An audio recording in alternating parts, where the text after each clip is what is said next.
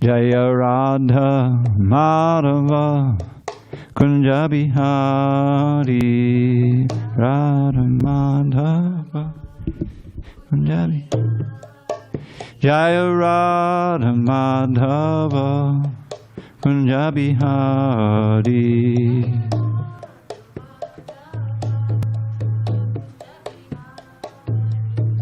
Gopi Jana Vallabha Girivardhari.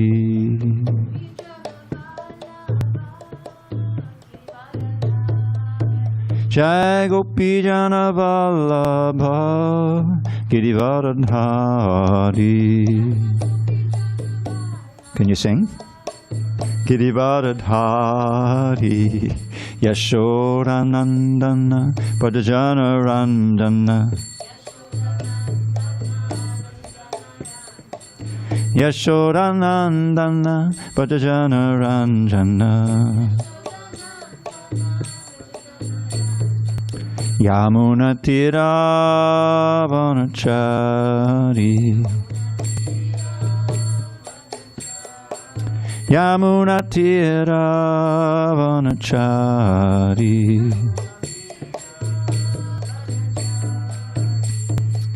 Hare Krishna, Hare Krishna, Krishna Krishna, Hare Hare, Hare Rama, Hare Rama, Rama Rama, Hare Hare.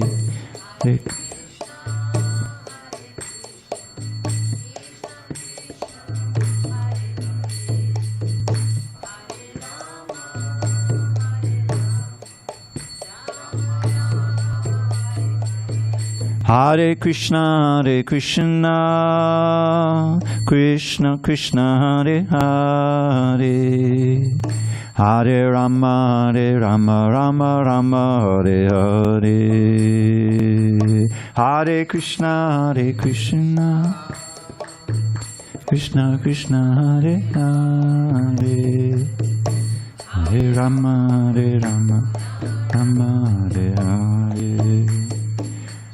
Jaya Radha Madhava Kunja Bihari.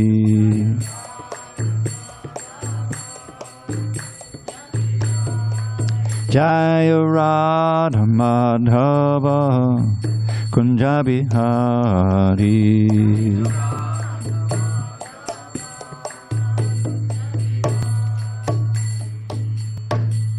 Jai Om Vishnupad Paramahansa Padavajaka Ashtotar to the Sri Srimad, His Divine Grace, Srila A.C. Bhaktivedanta Swami Prabhupada Ki Jai. ISKCON BBT Founder Acharya Srila Prabhupada Ki Jai. Jai Om Vishnupad Paramahamsa Padavajaka Ashtotar to the Sri Srimad, His Divine Grace, Srila Bhakti Siddhanta Saraswati Thakur Ki Jai. Ananta Koti Vaishnavinda Ki Jai. Namacharya Srila Haridas Thakur Ki Jai. Srimad Bhagavad Gita Ki Jai. Samaveda Bhaktabhinda Ki Jai. All glories to the assembled devotees. All glories to the assembled devotees. All glories to the assembled devotees. All glories to Sri Guru and Gauranga. Who's that? It's not me. Hare Krishna. Okay. All right. Well, I've got the pink slips, but I don't think they're in the right spot. We're in chapter 2. Anyone remember where? All right. To text 17. Oh, thank you. Who is that? Chad. Chad. Yes. Hare Krishna. Nice to hear you. Thank you. You too. You did a valuable service right there. Thanks. Om Namo Bhagavate Vasudevaya. Om Namo Bhagavate Vasudevaya. Om Namo Bhagavate Vasudevaya.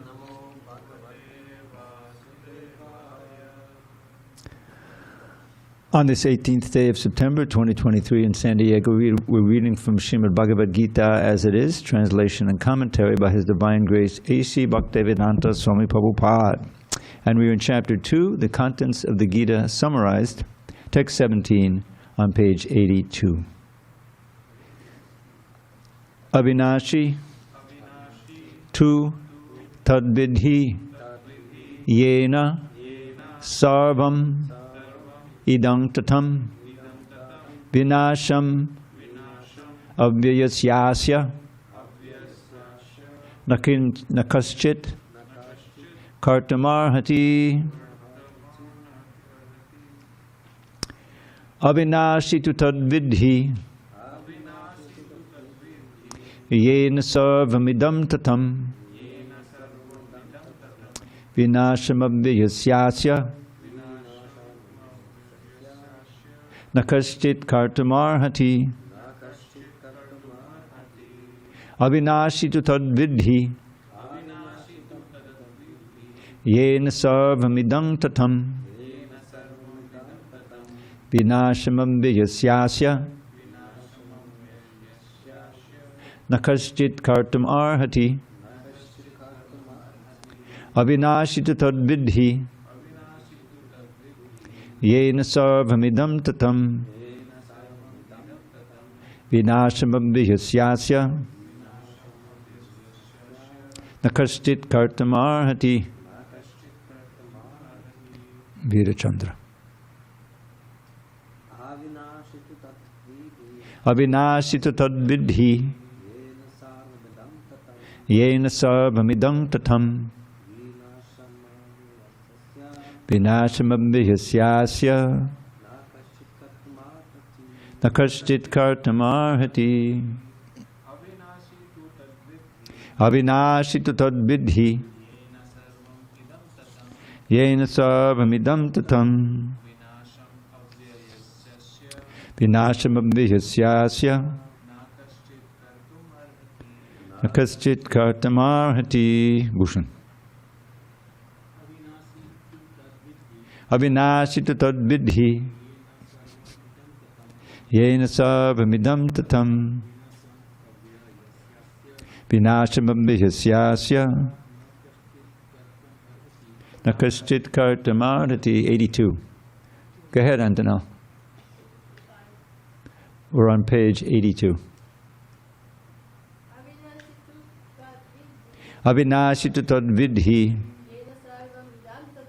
yena sarvamidam tatam vinasham avyayasyasya nakaschit kartamarhati. Rasik. Avinashi tu tadvidhi yena sarvamidam tatam vinasham avyayasyasya nakaschit kartamarhati. Anyone online? Chad? Sure. Avinashi tu tadvidhi Avinashi tu tadvidhi yena sarvamidam tatam yena sarvamidam tatam vinasham avyayasyasya vinasham avyayasyasya nakaschit kartum arhati. nakaschit kartamarhati. Very good. Avinashi tu tadvidhi Avinashi tu tadvidhi yena sarvamidam tatam yena sarvamidam tatam vinasham avyayasyasya vinasham avyayasyasya nakaschit kartum arhati. nakaschit kartamarhati. Thank you. Avinashi, imperishable. 2, but, tat, that, vidhi, know it, yena, by whom, sarvam, all of the body, idam, this, tatam, pervaded, vinasham, destruction, avyayasya, of the imperishable, asya, of it, nakaschit, no one, kartum, to do, arhati, is able. Translation. That which pervades the entire body, you should know to be indestructible. No one is able to destroy that imperishable soul. Purport. This verse more clearly explains the real nature of the soul, which is spread all over the body. Anyone can understand what is spread all over the body. It is consciousness. Everyone is conscious of the pains and pleasures of the body, in part or as a whole. This spreading of consciousness is limited within one's own body. The pains and pleasures of one body are unknown to another. Therefore, each and every body is the embodiment of an individual soul, and the symptom of the soul's presence is perceived as individual consciousness. The soul is described as 1/10,000th part of the upper portion of the hair point in size. The Shvetashvatara Upanishad 5.9 confirms this. Balagra shatabhagasya shatada kalpitasya cha bhago jiva sabhigyeya sachanantyajya sachanantyaya kalpate. When the upper point of a hair is divided into 100 parts, and again each of such parts is further divided into 100 parts, each such part is the measurement of the dimension of the spirit soul.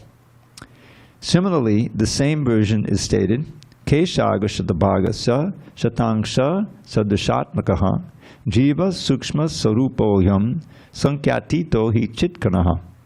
There are innumerable particles of spiritual atoms, which are measured as 1/10,000th of the upper portion of the hair. Therefore, the individual particle of spirit soul is a spiritual atom smaller than the material atoms, and such atoms are innumerable. This very small spiritual spark is the basic principle of the material body, and the influence of such a spiritual spark is spread all over the body as the influence of the active principle of some medicine spread throughout the body. This current of the spirit soul is felt all over the body as consciousness, and that is the proof of the presence of the soul. Any layman can understand that the material body minus consciousness is a dead body, and this consciousness cannot be revived in the body by any means of material administration. Therefore, consciousness is not due to any amount of material combination, but to the spirit soul. In the Mundaka Upanishad 3.1.9, the measurement of the atomic spirit soul is further explained. Esho niratma chetasa veditavyo yasmin prana panchadha samvivesha pranaischittam savamotam prajanam yasmin vishuddhe vibhavatyesha atma. The soul is atomic in size and can be perceived by perfect intelligence. This atomic soul is floating in the 5 kinds of air, prana, apana, vyana, samana, and udana. Is situated within the heart and spreads its influence all over the body of the embodied living entities. When the soul is purified from the contamination of the 5 kinds of material air, its spiritual influence is exhibited. The Hatha Yoga system is meant for controlling the 5 kinds of air, encircling the pure soul by different kinds of sitting postures, not for any material profit, but for liberation of the minute soul from the entanglement of the material atmosphere. So the constitution of the atomic soul is admitted in all Vedic literatures, and it is also actually felt in the practical experience of any sane man. Only the insane man can think of this atomic soul as all-pervading Vishnu Tattva. The influence of the atomic soul can be spread all over a particular body. According to the Mundaka Upanishad, this atomic soul is situated in the heart of every living entity. And because the measurement of the atomic soul is beyond the power of appreciation of the material scientists, some of them assert foolishly that there is no soul. The individual atomic soul is definitely there in the heart along with the supersoul, and thus all the energies of bodily movement are emanating from this part of the body. The corpuscles which carry the oxygen from the lungs gather energy from the soul. When the soul passes away from this position, the activity of the blood, generating fusion, ceases. Medical science accepts the importance of the red corpuscles, but it cannot ascertain that the source of the energy is the soul. Medical science, however, does admit that the heart is the seat of all energies of the body. Such atomic particles of the spirit whole are compared to the sunshine molecules. In the sunshine, there are innumerable radiant molecules. Similarly, the fragmental parts of the Supreme Lord are atomic sparks of the rays of the Supreme Lord, called by the name Prabha, or superior energy. So whether one follows Vedic knowledge or modern science, one cannot deny the existence of the spirit soul in the body. And the science of the soul is explicitly described in the Bhagavad Gita by the personality of Godhead himself. Om jnana timirandasya jnanandjana shalakaya chakshu unmilitam mena tasmai shri gurave namaha. I was born in the darkest of ignorance, but my spiritual master Srila Prabhupada opened my eyes with the torchlight of knowledge. I offer my humble obeisances unto him and all members of Sri Parampara. So Krishna is continuing his lesson on the soul, 20 or 30 verses I think it is, in this second chapter. And you can see how important it is for his overall mission to convince Arjuna to fight in the battle. Because he, by Krishna's influence, he fell into illusion, meaning that he got onto the bodily concept of life. And he was concerned with his blood and friendship relationships with the members of the other side in the party. He had, Krishna very graciously took the role of his servant as the chariot driver. And so you can just imagine the scene. There's millions and millions of fighters on both sides, these huge elephants, there's horses, infantry, they're all ready to fight. And Arjuna, he asked, or ordered, suggested to Krishna, please take the chariot between the two armies in the no man's land, you know. They're all facing each other, ready to go. And he's the main warrior on the Pandava side.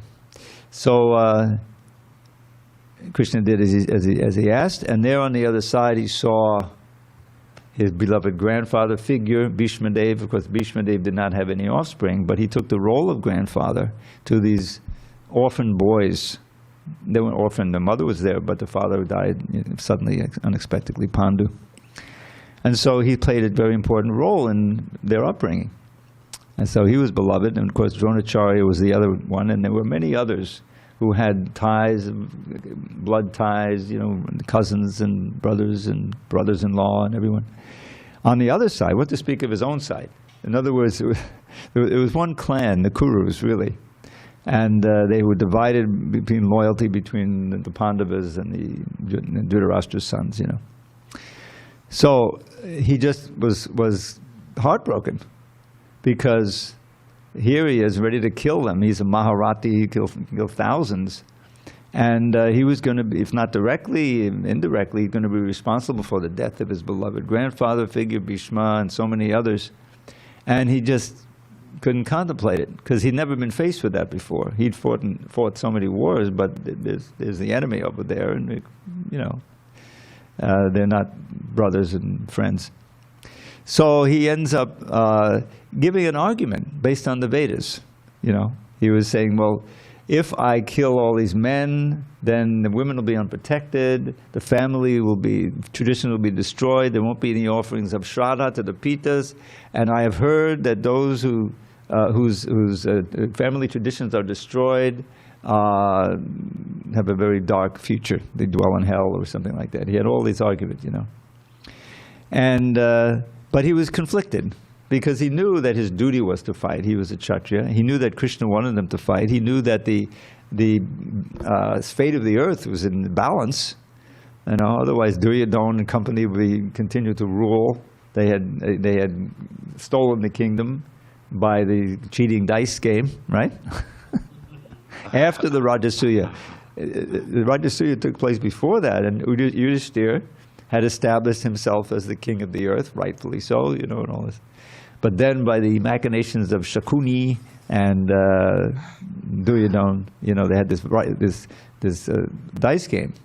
I asked in Gopi Purana, sometimes it's called dice, sometimes it's called chess. You know that they're playing chess. It's the same game. It's a game like, no one plays it anymore, because no one who plays board games anymore. Everyone's with the video game. But they used to, Parcheesi. Did anyone ever hear that game before? No. When I was a kid. You throw the dice and you move figures around a board, you know. So he said it's something like that. But the point is that Shakuni was a great cheater, and Yudhishthira was so strict in his following of Kshatriya principles. He's Dharmaraj. He's son of the original Dharmaraj, Yamaraj actually. But he was very, very righteous. He would never lie, even when Krishna ordered to. He got into trouble for that.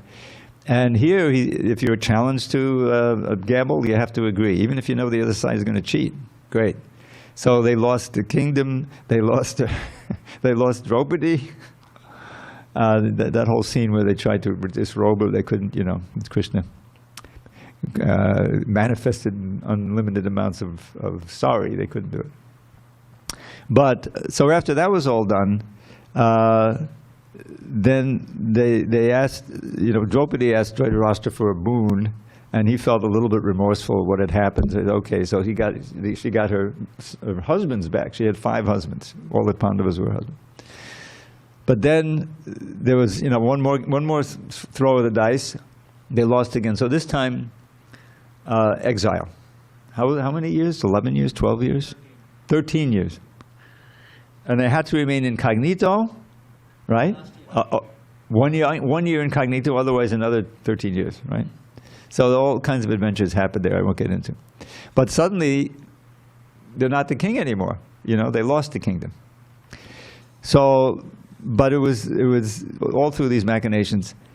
And so they were able to reconstitute the army, and there's a long story about it. So here they are on the battlefield for the final decision. Who's going to rule the earth, right?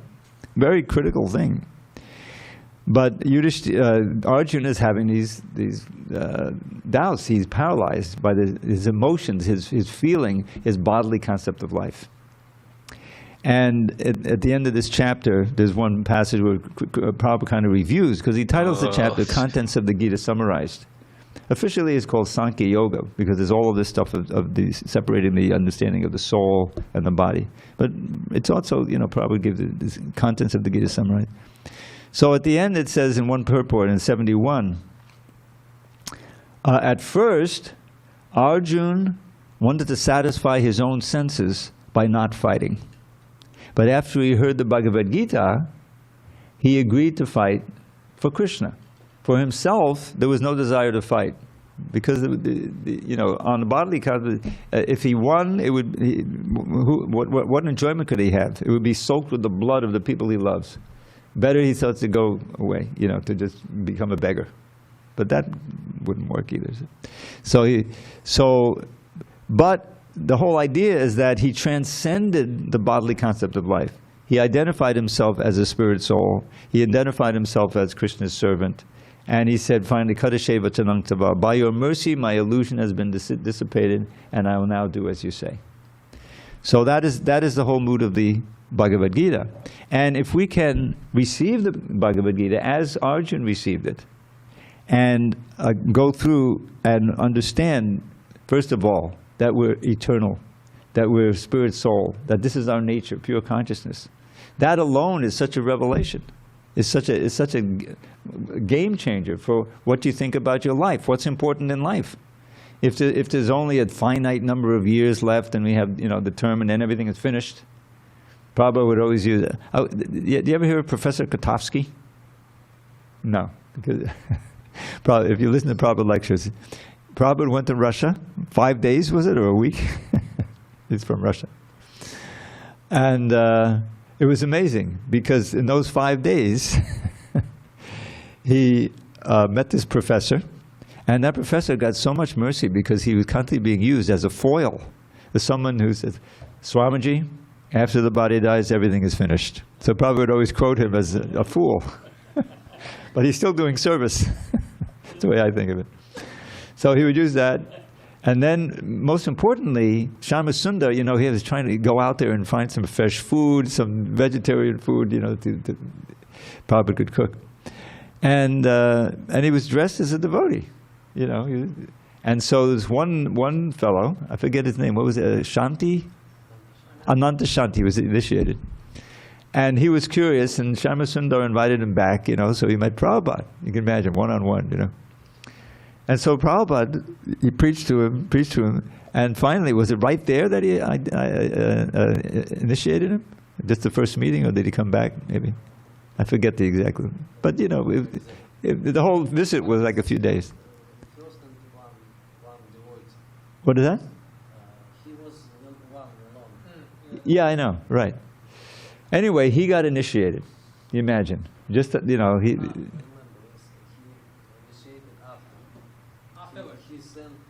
Oh, is that right? Oh, I didn't know that. I thought it was okay.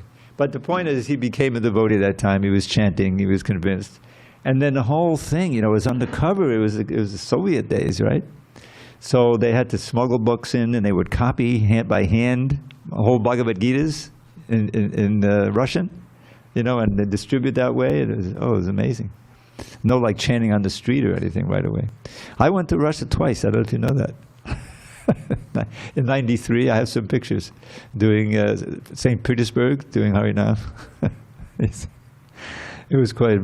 It was not that far after the whole dissolution of the Soviet Union. It was '93. It was like 2 years after, you know. Anyway, it was a very interesting trip. Then I went back in 2004 for one of those big festivals on the Black Sea. I forget the name of it. And that was wonderful. There was a Ratha Yatra and everything. Yeah, I don't think they do repress the devotees much, do they? I mean, you can, a little bit still. Yeah, they're crazy. You never know, you know, they change it. Sometimes it's more liberal, sometimes it's crazy.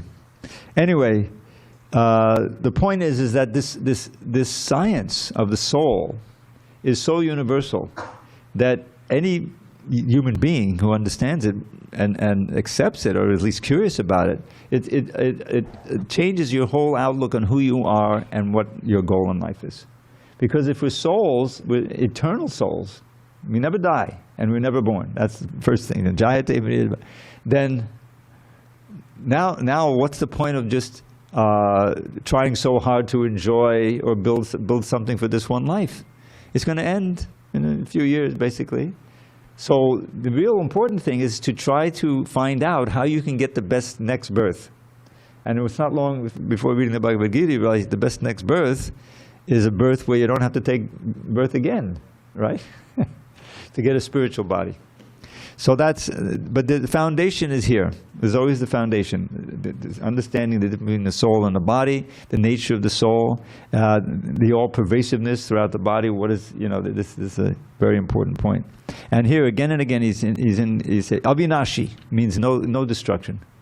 You should know, Avinashi that which pervades the entire body. And this is something that anyone can intuit if you just think about it. Yeah, if I stub my toe, I can feel it. I have consciousness down there. And actually the idea that the consciousness is carried by the blood. You can cut your nails, you can cut your hair, there's no pain because there's no blood in there. There's no circulation. But if you cut a little too close, oh, ouch, right? So the circulation is, and then when foot falls asleep, I have to be careful how I sit because it means that the circulation is stopped, and therefore the sensation is weak, and it's numb. You step down, you can't feel it, you fall over. So it's suddenly a light bulb goes on. Yeah, this makes perfect sense. And when you learn more, you say, oh, millions and millions of births we've had. I've had a life. You don't look at dogs and cats the same way anymore. I said, yeah, I must have had a life like that sometime. Now I'm glad I'm a human being. I don't want to go back there. Right? And then we get to text 40, which I mentioned this morning. He's talking about Krishna consciousness, karma yoga, and everything. And then, neha bhikamanashosi pratyavayana vidyate. Swalpamapyasya dharmasya trayate mahato bhayat. Trayate means delivered. In this endeavor of Krishna consciousness, there's no loss and there's no diminution. That alone is unique. In everything material, there's always loss and diminution. If nothing else, you die and you leave everything behind. All your name and fame, your family, your money, whatever you achieved, you didn't achieve anything. It's just illusion, right? But in Krishna consciousness, you take it with you because it's a spiritual asset.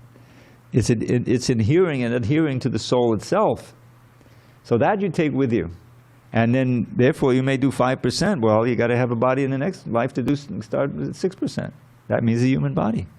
So you're freed from the greatest danger, the most fearsome danger, which is losing the human form of life, which is entirely possible if we go into the deeper modes of nature and we act animalistically. So this knowledge is so important. It's the most important knowledge there can possibly be, because it deals with your eternal life, not this evanescent, temporary, one-body life. We've had millions of those already. And by great fortune, we've come to this human form. And then we're part of the select few who is interested in this, who can find this fascinating. You know? I mean, there are millions now, but there are also 8 billion people on the planet. You know? So, any questions or comments? Yes, we have. The mic is up. No, it's up.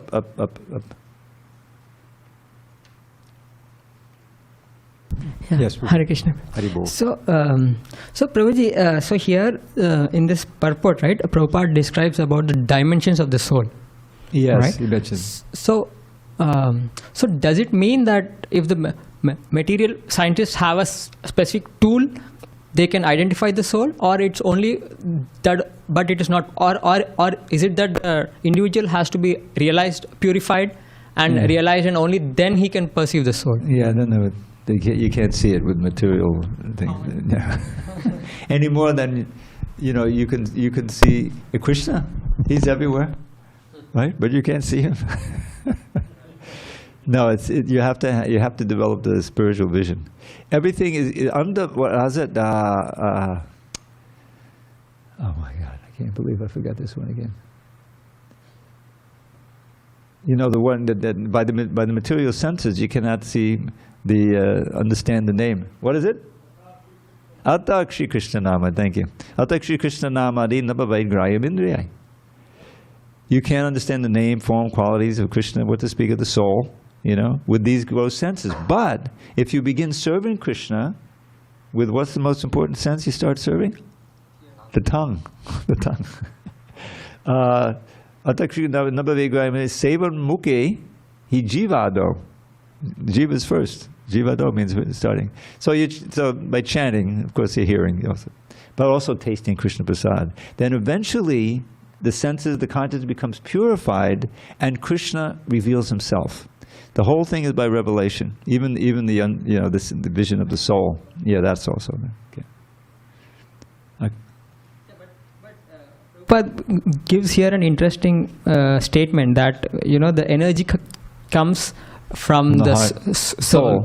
So maybe one can design an experiment where to identify at least, although they may not directly perceive the soul, they may see its effects by saying that, okay, in the heart region there is a region where the energy is getting transferred or something. Well, Prabhupada said they understand. The circulation, the blood picks up from the lungs and everything, but the soul, if the heart isn't there, you die. Hare Krishna, Prabhu.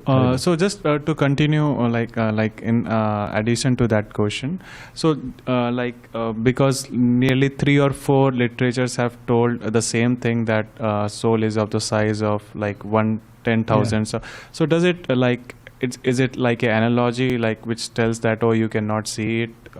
I think so, because first of all, when I first heard that, being in Maya, I said, well, is it a blonde hair or is it a black hair? Because I knew that the black hair is much thicker than the blonde hair. Right? So what is it? So the point is it's atomic. It's infinitesimal. Okay. Yeah. And my second question is that you just mentioned 240, in which it says that in this endeavor there is no loss or diminution. Yeah. Yeah. So is it just the bhakti or the other paths also, like karma yoga and jnana yoga? Do they diminish with time or with lifetimes, or the karma yoga, the jnana yoga, they are lead you to bhakti yoga. They can be elements of bhakti yoga. Karma yoga, what? Everything you eat, everything you do, give it to me, Krishna says, right?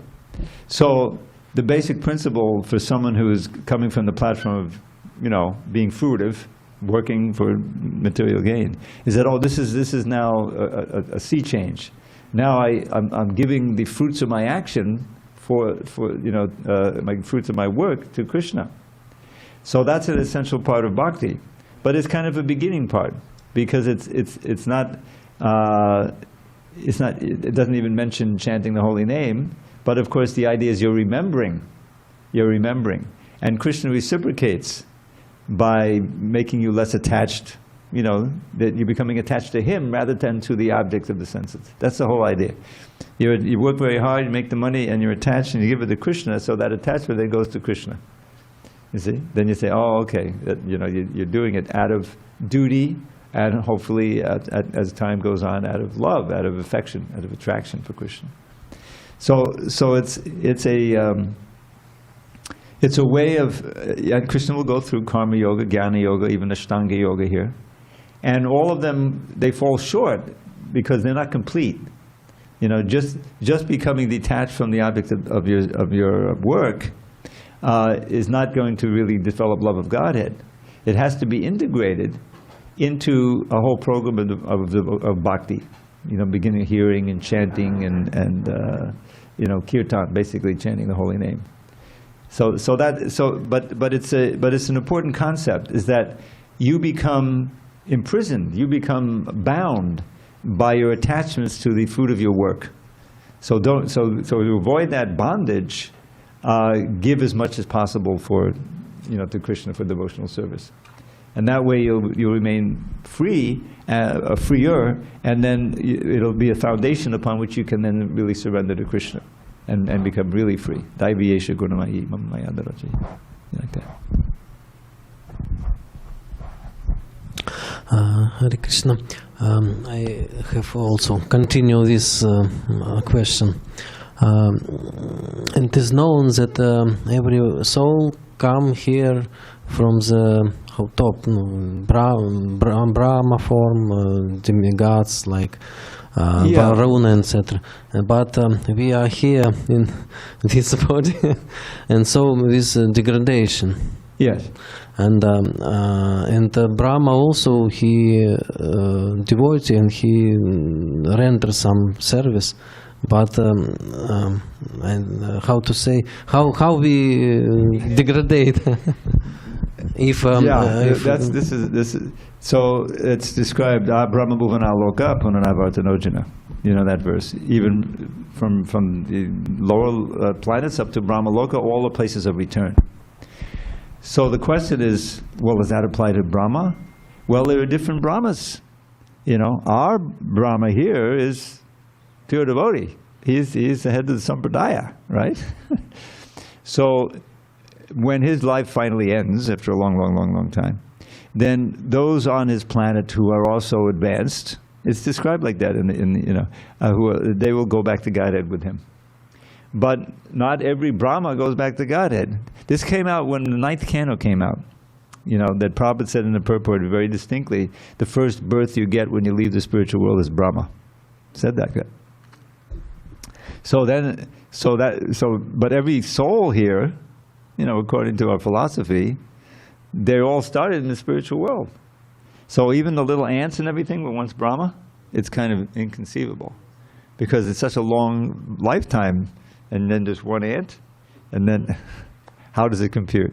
And I haven't been able to figure that out. But Brahma doesn't always go back to Godhead. Brahma sometimes comes down, you know, and takes birth as a high demigod, you know, and can come all the way down. But we all, you know, every soul who's in this conditioned soul was once Brahma. So we shouldn't want to be Brahma again. We should want to graduate all the way back. And for me, very one how to say, I'm astonished very that we have free will, and so if we misuse this free will, then we degrade, and so if every one of us was Brahma like this, and so everyone misuse our free will, and we make mistake, and well, the thing is, it kind of snowballs. You know, once you get really committed to rebelling against Krishna, then that becomes your actual, you know, if you're not blessed with the intervention of a pure soul who can, you know, shock you out, then you become strongly conditioned. And you're one of the millions and trillions, Haribol, of souls who just rotate. You know, Brahmanda Brahmadekan, rotating up and down, you know, graduating up to human life, usually up to human life, then back down again, because you don't utilize it properly. So there's so much, that's what this is all about. Krishna is teaching us through Arjuna. Arjuna was put into illusion so this could be spoken. So the point is, don't waste it. Don't waste the human life. It's so rare, right? I love this verse, probably would quote all the time. Labdva sudurlamamidam bahusambhavante. Manusham artadam anityam apihadira. Turnam yateta napatera numritya yavat nikshe yasaya vishaya kalusarvataksiyat. There's so much knowledge in that one verse. You have attained the human form of life after many, many births. Labdva sudurlabam means it's rare. It's to get now you have the human form of life, intelligent form. Bahusam manusham artadam. Now this is a very important word. Artadam means in this human form of life alone can we attain the knowledge of how to really achieve the goal of life, which is to get back to our original position, back home, back to Godhead. You know, we've been away so long, we've completely forgotten. So it's artadam. But like all forms of anityam, it's not eternal. The clock is ticking, you know, at this time. So one has to be dhira. One has to be dhira, thoughtful, and then make the right decision. He gives us a hint. Turnam yateta means without delay, strive for what?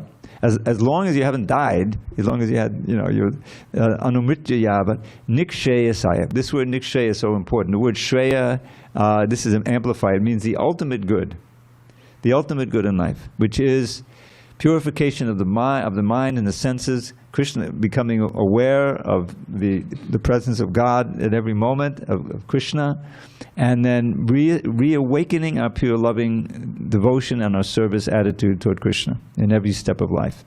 And that what's the ultimate benefit of that? Is that you purify yourself of the imprisonment of a material body, whereas this tiny spirit soul animating this big machine, right? It's just made of matter. The very, very complicated, incredible machine called the human body. And what's the unique quality? The intelligence. We can understand these things. We don't have to be controlled by our lower self. The animals, you know, if they're hungry, then they go find it. Sex, they go find it, you know. Fright and flight, it's simple life. But it's condemned. Yes, they'll come up until they get human form of life. But if in human form of life you act like an animal, you're simply controlled by your lower urges and senses, then you will lose it. Unless you get a little assets in Krishna consciousness, then you be saved again. So how to utilize that life, that's what these books are all about. That's what the teachings of Srila Prabhupada, backed by all the great acharyas, you know, going all the way back to Brahma, is the same thing, is that follow the principles as especially suited for the age, which in this age centers on the chanting of the holy name. And turn the consciousness and your desires toward becoming God conscious, becoming more and more Krishna conscious, and serving. You know, taking your pleasure in serving the Lord, hearing about Him, and glorifying. And since we're part and parcel of Krishna, He's Anandamaya Vyasat, meaning that He is eternally blissful. We are meant to be eternally blissful. Not this up and down every so often, a little, you know, peak experience. No. Always, at every moment. And if you just we all have that ocean of happiness within our heart. The reservoir of pleasure, Krishna is there. We just have to learn how to access it. And the main way of accessing is through chanting and following the do's and the don'ts of Krishna consciousness practice. And it begins with understanding Bhagavad Gita. All right, we have time to do one more verse, I think. Andabandha hime deha. Isn't that? Did I skip one? No. Text 18. Bottom of page 84. 84.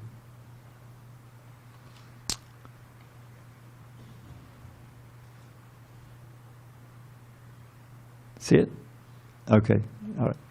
Andabandha hime deha nitya sokta sharirinaha anashino prameyasya tasmad yudyasva bharata. The material body of the indestructible, immeasurable, and eternal living entity is sure to come to an end. Therefore fight, O descendant of Bharat. Purport. The material body is perishable by nature. It may perish immediately or it may do so after 100 years. It is a question of time only. There is no chance of maintaining it indefinitely, but the spirit soul is so minute that it cannot even be seen by an enemy, to say nothing of being killed. As mentioned in the previous verse, it is so small that no one can have any idea how to measure its dimension. So from both viewpoints, there is no cause of lamentation, because the living entity as he is cannot be killed, nor can the material body be saved for any length of time or permanently protected. The minute particle of the whole spirit acquires this material body according to his work, and therefore observance of religious principles should be utilized. In the Vedanta Sutras, the living entity is qualified as light because he is part and parcel of the supreme light. As sunlight maintains the entire universe, so the light of the soul maintains this material body. As soon as the spirit soul is out of this material body, the body begins to decompose. Therefore, it is the spirit soul which maintains this body. The body itself is unimportant. Arjuna was advised to fight and not sacrifice the cause of religion for material bodily considerations. So this verse inspired a little poem of mine. Antabanti me deha. Every body dies. You get it? This is a body, you have a body. Every one of our bodies will die. Every body dies, nobody dies. See? That's really... Everybody dies, nobody dies. Wake up, and open your eyes. You're not that body, you're a pure spirit soul. Chant the holy name and attain life's goal. That's like the summary of the Krishna consciousness. So that's Antavanta, Himedeha. See, the body is by nature, it comes to an end. But the soul is eternal. Nitya Sokla Shirya. So, like I've mentioned earlier during these classes on this section, the whole idea here is for Arjuna to broaden his perspective on what's important, on what is real. It's so important to understand that the really important part of this world is consciousness. You know, you walk down the street. I take a walk up Cass Avenue. You know, and I'm looking at all these trees. You know, and many people walking their dogs. You know, I've come to know not the names of the dogs, but some of the personalities of the dog. And so you can see, you know, the trees, they're also alive, you know. And I know Haridas Thakur said you should chant loudly because the trees will benefit, the foliage will benefit too. There's consciousness in there, so I make an effort, you know, as I'm going. So you see, this is actually, and the things which, you know, I'm walking, of course, you know, on the street, and there's so many buildings. So what are they? Oh, they're the results of some conscious living entity utilizing the body and bringing in different elements in order to create a structure. And it shows their intelligence is there, you can see. And isn't it true? I mean, the obvious thing, that the whole world is working, our bodies itself is such a marvel of mechanics and balance and the things, you know, the way it's working. Obviously, there's a designer, much more intelligent designer than whoever built the buildings and so forth, right? The cars. So in other words, you can see that what really counts in the world is the presence of consciousness, and you can see the result of the consciousness. You know, people applying their intelligence and creating so many things. So let's apply our intelligence to understand the real mission in life and work toward it. It gives life a meaning. Otherwise, what's the meaning? You know, just to plan some, like I walk past, it's interesting because they opened up a new gym. It's called the Yard Gym. Apparently it's a whole string of them, you know. You don't just go there and go on a bicycle. There's music playing, and there's coaches and everything, you know. So it's very popular. You know, I'm walking at 6:30 in the morning. You know, I've been up since 2:15, 2:45, and we went to Mangalarti, chanted a bunch of rounds, you know. But they're just making a big austerity to get to the gym before they go to work, right? But it's total body consciousness, you know. The music is you know, heavy beats, you know. And I'm just chanting Hare Krishna, Gītā, Gītā, Hare. So we're both trying to improve ourselves, but they're just deepening the sense of, oh, man, I got a strong body, you know. It's all young people in their early 20s, you know. So, but I can see it's a lesson, because by bewildered by that, they see me, you know, and I think they know I'm a Hare Krishna. We've been around long enough, you know. But it's like, well, they're saying, boy, I'm lucky I'm not in that mentality. You know, this guy is, you know, he's out there. I'm going to do something real, you know, some exercise. But that's a total illusion. You know, yeah, you can get your body in shape. That's great, but that's not going to move you 1 inch toward the goal of life. In fact, it will move you the opposite direction. More like to identify the body, to try to enjoy the body, and all this stuff. Yeah. So this is what this whole civilization is about. It's all about superficial gains and pleasures, and all of it to help you forget your actual situation, to keep you in illusion. But this is what we wanted. This is why Maya Devi has given it to us, you know. But Krishna is perfectly ready to pull back that screen if you are like Arjuna, ready to stop trying to figure it out himself on the basis of this, you know, the bodily concept, and to surrender to Krishna. Please enlighten me. I'm confused about what Dharma is. We have to be concerned about Dharma in human life. There's this wonderful verse, the Hita Upadesh. You know, Hita Upadesh, the very name of the book is enlivening.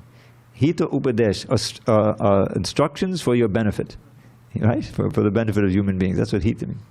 So this famous verse, Ahara nidra bayamaitanancha samanyamaitad pashabe naranam. Dharma hitesham adiko vishesho dharme nihina pashabe samana. So we share these 4 things with the animals, you know.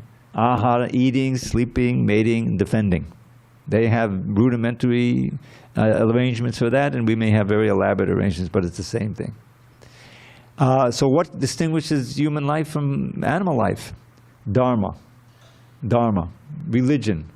But Dharma, what is Dharma? Dharma is that which develops your bhakti, for your loving devotion to God. That's real Dharma. And we run out of time. I won't be able to expand on that, unfortunately. But we will resume tomorrow. And we'll resume with text 19 and go on. But that Dharma is what Krishna consciousness is all about. Sanatan Dharma, the eternal Dharma of the soul. Bhakti Yoga. All glories to Srila Prabhupada. Hare Krishna. And you're invited to stay for Kirtan. Okay.